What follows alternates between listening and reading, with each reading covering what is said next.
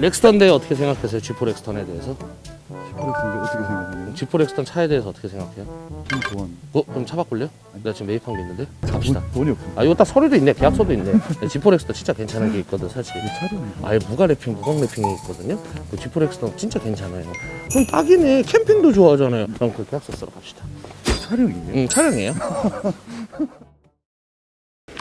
짠! 자, 오늘은 등치가 저만한 G4 렉스턴을 좀 준비를 했습니다. 자, 이거 G4 렉스턴 제가 할 얘기가 조금 많아요. 매입해서 수리를 좀 했습니다. 수리 조금 많이 했고요. 이 차는 작년에 저한테 구매하신 고객님께서 1년 정도 타시다가 저한테 감사하게도 다시 판매한 차량이고요. 그래서 제가 매입도 했었고 판매도 했었기 때문에 이 차에 대해서는 어느 정도 잘 안다고 보시면 되겠습니다. 이 차에 대한 스펙을 좀 설명드릴게요. 2018년 등록에 18년식, 주행거리 15만 1000km, G4 렉스턴 2.2 4륜의 유라시아 에디션이고요. 단순 교환도 없는 완전 무사고 차량입니다. 아쉽게도 용도 이력은 있는데 요거는 저희가 판매하면서 장기 렌트 이력 있는 거 다 확인하고 판매를 했고요. 일단은 이거 첫 번째 좀 짤막하게 말씀드릴게, 가져와서 수리를 조금 했습니다. 요거를 제가 영상을 촬영을 해야 되나 말아야 되나 고민 많이 했습니다. 영상에서는 제가 저렴하게 드려야 되겠고, 제가 계산해 보니까는 타산은 안 맞고 고민 많이 한 끝에 이왕 드리는 거 제가 좀 1-20만 원 덜 보면 어떻습니까? 구독자님들한테 좋은 차를 드리는 게 맞다고 판단하여 이렇게 영상을 준비를 했습니다. 자, G4 렉스턴의 장점 첫 번째, 바로 우리나라에 아직까지 남아있는 통프레임 바디입니다. 우리나라 이제 통프레임 바디 차량이 모합이랑 렉스턴 이 지금 2대 남았는데, 오프로드 전용으로 이제 운행하시는 분들 또는 산 쪽으로 많이 가시는 분들을 위해서는 통프레임 바디 렉스턴이 최대의 장점이지 않을까 생각합니다. 사실 이 통프레임 바디는 많이 찾지는 않으세요. 왜 그러냐면은 시내 위주로 다니는 차량들은 대부분 모노코크 바디인데, 프레임 바디는 적응 못 하시는 분들은 멀미하거나 이거 승차감 왜 이렇게 안 좋냐, 이렇게 뒤뚱뒤뚱거린다, 약간 요런 부분이 좀 있을 건데, 그런 게 좀 호불호는 아니겠습니다만은 그래도 우리나라에서 아직까지 현존하는 통프레임 바디 중에 하나인 렉스턴이 장점이 있지 않을까 생각을 하고요. 자, 두 번째 장점은 저는 요거라고 생각합니다. 바로 실내 방음인데요. 이 렉스턴 같은 경우는 디젤 차지만은 그래도 국산차 중에서는 운전석이나 조수석에 탔었을 때 엔진 쪽에서 이 차 안으로 들어오는 엔진 방음이 잘 돼 있다고 생각합니다. 제가 코란도시 탈 때도 그 당시 이제 투싼 스포티지에 대비 방음이 굉장히 잘 돼 있었고, 이 렉스턴도 똑같습니다. 이 쌍용차가 그래도 엔진 쪽 방음은 좀 잘 돼 있다라는 게 두 번째 장점이지 않을까 생각을 합니다. 자, 세 번째 장점은 쌍용하면은 아실 것 같은 바로 벤츠 미션. 체험에는 뭐 엔진 미션이 다 벤츠라고 얘기하는데 그건 완전 옛날 거라고 보시면 되고, 이 쌍용은 그래도 벤츠 7단 미션이 사용됐는데 실제로 2010년도 초반 중반까지만 하더라도 벤츠에서 사용했던 MB 미션입니다. 내구성도 정말 튼튼하고 고장 없는 미션으로 정말 유명합니다. 하지만 MB 미션도 조금 수식어가 붙죠. 바보 미션이라고 해서 변속할 때라든지 엑셀링을 할 때라든지 이런 게 미션이 조금 한 박자 늦어요. 그래서 바보 미션이라 부르는데, 그래도 벤츠 미션, 전 세계에서 알아주는 벤츠 미션이 탑재됐다는 게 유일하게 내세울 수 있는 장점이지 않을까 생각을 합니다. 자, 렉스턴만의 또 단점이 정말 많은데 제가 세 가지를 말씀드리겠습니다. 첫 번째는 어쩔 수 없는 기술력의 한계입니다. 참고로 G4 렉스턴 같은 경우는 2009년 10년도에 나왔던 디젤 엔진을 계속해서 쓰고 있는 겁니다. 여기서 개선된 것도 없고요. 배기량만 올리고, 디젤 같은 경우는 터보 인터쿨러가 장착이 되는데 터보 인터쿨러만 개선된 것, 그렇게 해서 지금까지 쭉 이어지는 거고요. 이 지금 G4 렉스턴이 2019년도인가 20년도까지 생산이 됐는데도 유압식 스티어링, 요즘은 다 전자식 뭐 RMDFS라든지 뭐 MDPS라든지 뭐 이런 게 있는데, 이때까지만 해도 아직까지 유압식 오일 타입으로 들어가 있는 파워 스티어링 오일입니다. 그래서 G4 렉스턴 같은 경우는 스마트 크루즈 컨트롤이 들어가 있진 않습니다. 그 다음 페이스리프트 된 올류 렉스턴부터가 스마트 크루즈가 들어가고, 전자식 시스템 RMDPS나 REPS나 이런 게 이제 들어간다고 보시면 되겠고요. 두 번째가 뭐냐면은 첫 번째랑 이유가 거의 비슷합니다. 옛날 엔진을 그대로 사용하다 보니까는 누유가 심합니다. 그래서 제가 아까 처음에 말씀드렸죠. 수리할 게 조금 있었다. 렉스턴 같은 경우는 일단 오일팬 누유가 굉장히 심하고요. 흡기 호수 쪽 거기서도 누유가 심하고, 보아 펌프 거기서 누유가 굉장히 심합니다. 제가 매입했을 때 하체 떠봤을 때 이 차는 보아 호스 쪽에서 이제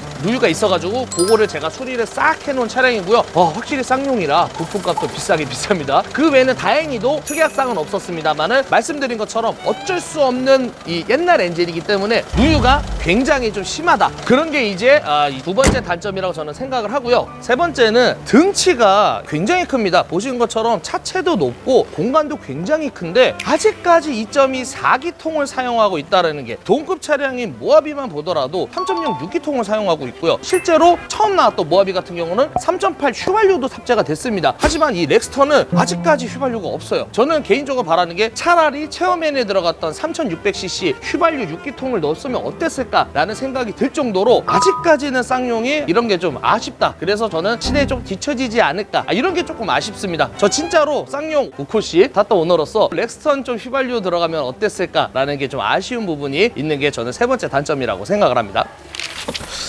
자, 주요 옵션에 대해서 설명드리도록 하겠습니다. 먼저 운전석 조수석 파워윈도우 들어가져 있고요. 오토라이트 당연히 들어가져 있으면서 유라시아 에디션은 HID가 기본으로 들어가져 있고요. 후측 방경고등 차선 이탈 방지 요거 또한 추가 옵션이고요. 운전석 조수석 통풍 시트, 열선 시트 다 들어가져 있고 핸들 열선도 들어가져 있고요. 내비게이션, 이게 스마트 미러링 내비게이션이라고 해서 안드로이드 오토 기반이에요. 핸드폰이랑 내비게이션을 연결해가지고 화면에 쓸 수 있는 미러링 스마트 내비게이션이 들어가져 있고요. 어라운드 뷰가 들어가져 있습니다. 어라운드 뷰는 참고로 추가 옵션이라고 보시면 되겠고요. 그 다음에 하이패스 룸밀러 들어가져 있고 썬루프 또한 들어가져 있고 썬루프도 추가 옵션이라고 보시면 되겠습니다. 자, 뒷자리에 열선 시트, 2열 열선 시트 들어가져 있고 이 차는 원래 5인승으로 나왔는데 7인승 또한 추가 옵션으로 들어가져 있고요. 전동 트렁크, 요거는 참고로 유라시아 에디션은 또 기본입니다. 그래서 전동 트렁크까지 들어가져 있는 모델이라고 보시면 되겠고요. 자, 그 다음에 여기서 중요한 거, 이 G4 렉스턴이 지금 원래 G색입니다. 원래 G색인데 랩핑이 참고로 씌워져 있어요. 전 차주분께서 한 250만 원인가 280만 원인가 주고 전체 랩핑을 씌웠다고 합니다. 그래서 무광 G색 랩핑으로 지금 씌워져 있는데 투톤으로 씌워져 있어요. 천장에는 검정색으로, 그 밑에는 무광 G색 랩핑으로 씌워져 있는데 요거는 제가 다시 또 영상 후반부에 말씀드리는 걸로 하고요. 그 다음에 20인치 휠 들어가져 있습니다. 렉스턴 참고로. 그래서 얘 타이어 굉장히 비쌉니다. 아셔야 됩니다. 그렇게 해서 들어가져 있고, 이 유라시아 에디션에 대해서 잘 모르시는 분들 계시는데 기본적으로 잘 갖춰져 있는 옵션들만 모아서 출고된 유라시아 에디션이라고 보시면 되겠고요. G4 렉스턴은 제일 좋은 옵션이 헤리티지인데 그 바로 밑에 유라시아 에디션이 있다라고 보시면 되겠고요. 거기서 추가 옵션이 블랙 헤드라이닝, 그 다음에 스마트 드라이빙 패키지, 어라운드 뷰, 썬루프 들어가져 있고, 그 다음에 4륜 7인승, 그렇게 해서 추가 옵션이 좀 잘 갖춰져 있는 오늘의 G4 렉스턴입니다.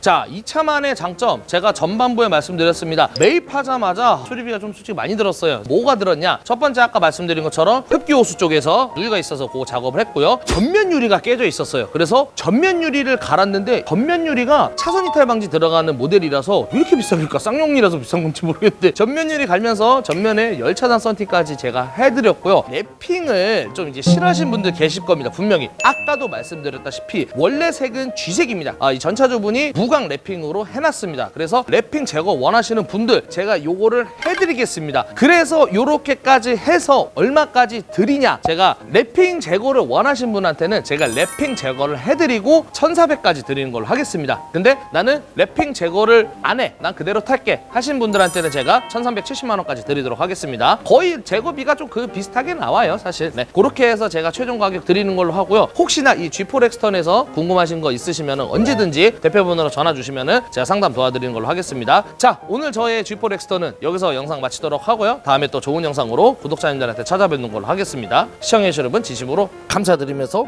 오늘의 렉스턴입니다.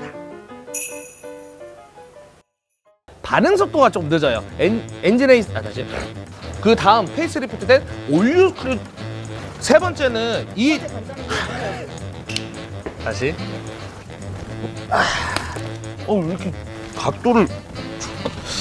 그 다음에 운전석 조수석 통풍 시트